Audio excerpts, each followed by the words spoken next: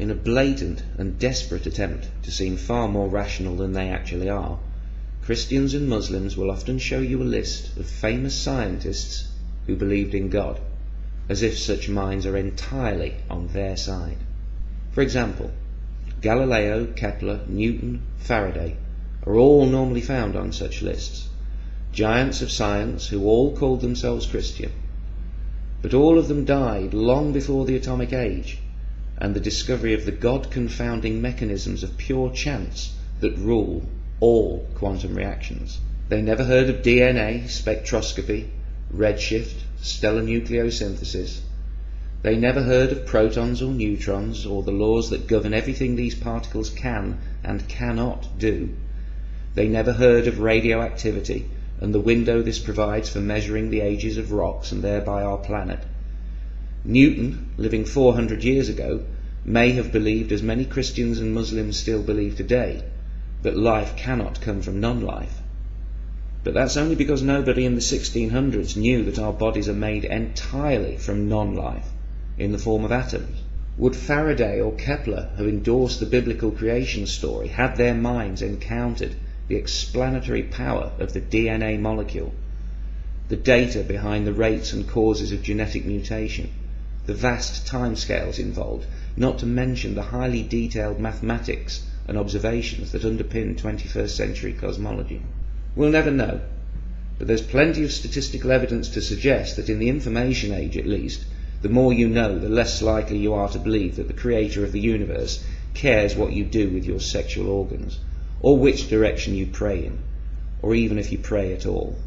In an attempt to make up for this embarrassing lack of modern scientists prepared to sign up to an even partially literal interpretation of any holy book, the Christians and Muslims, or affiliated sociopaths, will tell you about recent surveys where many modern scientists have gone on record as saying they believe in God. But this too is extremely deceptive. The scientists in these surveys are only asked if they believe in God, a question so vague as to have 6.5 billion meanings. If the survey asked them if they believed in hell or in a God who wants women to cover their hair, the ticks would become crosses and the believer would dismiss the survey as God-hating propaganda, when all that's really changed is the question asked. How many scientists in those surveys who put a tick in the God box don't really apply their science to their religion? How many of those on the list are physicists, amongst whom belief in a personal God is almost non-existent? How many are deists, who don't believe in a God who keeps the buses running on time? How many just tick the box to keep mum happy? How many other scientists, simply by ticking the God box, carelessly allowed their vague sense of spirituality to be confused by a religious nutjob as an expression of belief in their vengeful, mass-murdering, egomaniacal God? If we removed from the list all those scientists who don't believe in hell, I wonder how many names would remain. I think the long list would become a very short, very unimpressive one.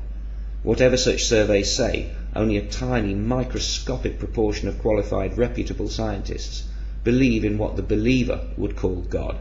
The fear-perpetuating religious bigot calls this breathtaking arrogance on the scientist's part. They call it pride, ignorance, denial.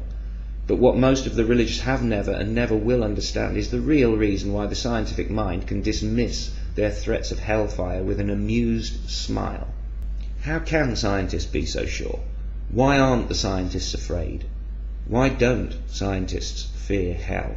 What makes the scientific mind so completely immune to this and so many other fears that haunt so many other people? For once, cut away the bullshit. The holy books tell you that you will burn if you don't believe.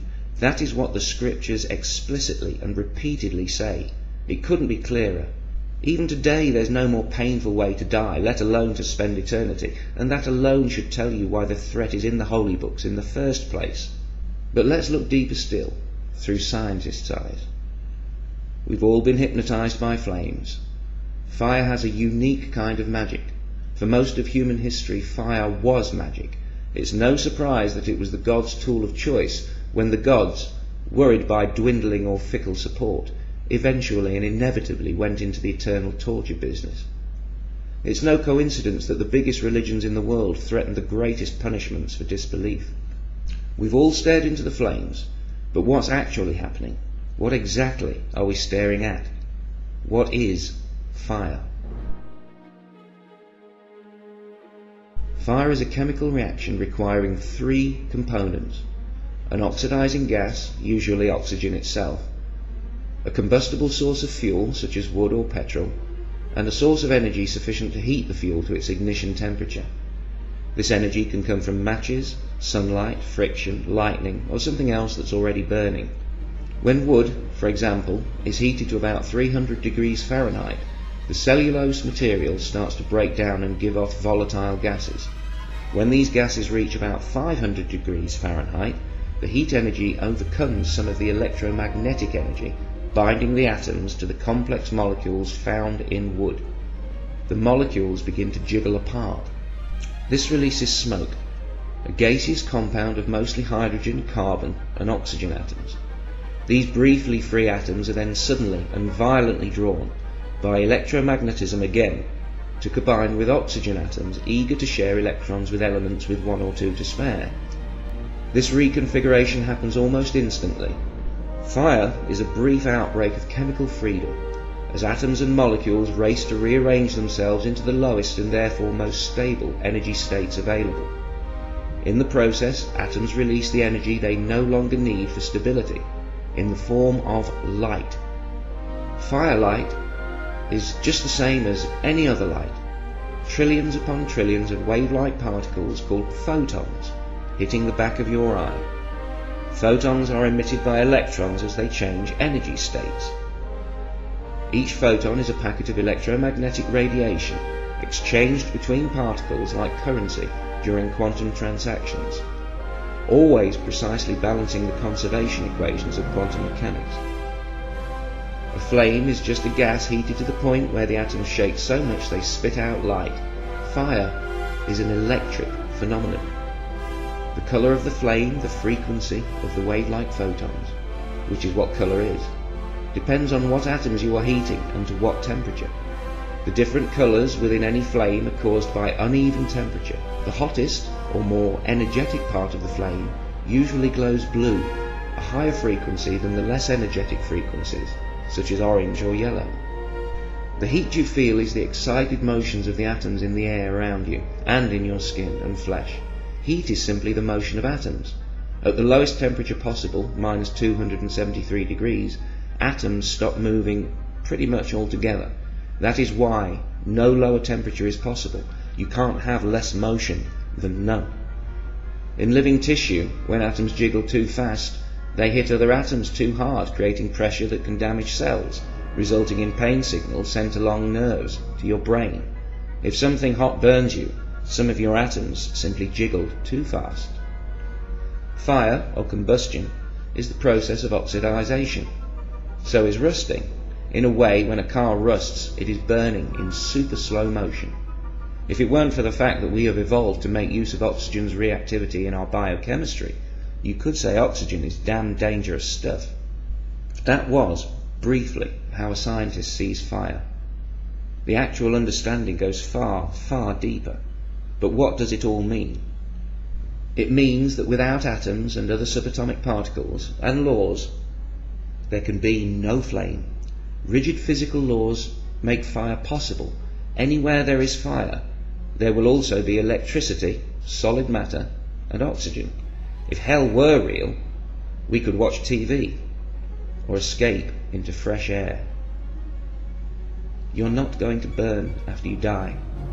If we go anywhere after death, we go there without our atoms. And when the religious try and keep the fear in you, it's like a test. Is your mind strong enough to see through it? Do you know enough to laugh?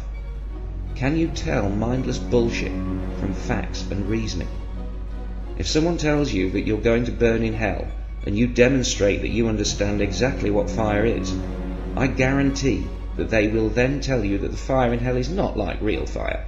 The flames need no fuel or oxygen, electrons or photons, but it burns just the same. Jiggling atoms that aren't there. In short, they're telling you that the fire in hell is magic fire. Religion only exists because most kids believe in magic, and all adults were once kids. Welcome to organized religion, where everything means nothing, and nothing means everything. where knowledge is ignorance and answers only lead to confusion. But just as those least likely to believe in magic are professional magicians, those least likely to believe in the supernatural are those with a firm understanding of the natural. You don't have to be a scientist to have scientific understanding. Learn and be free. It's your mind. Fight for it.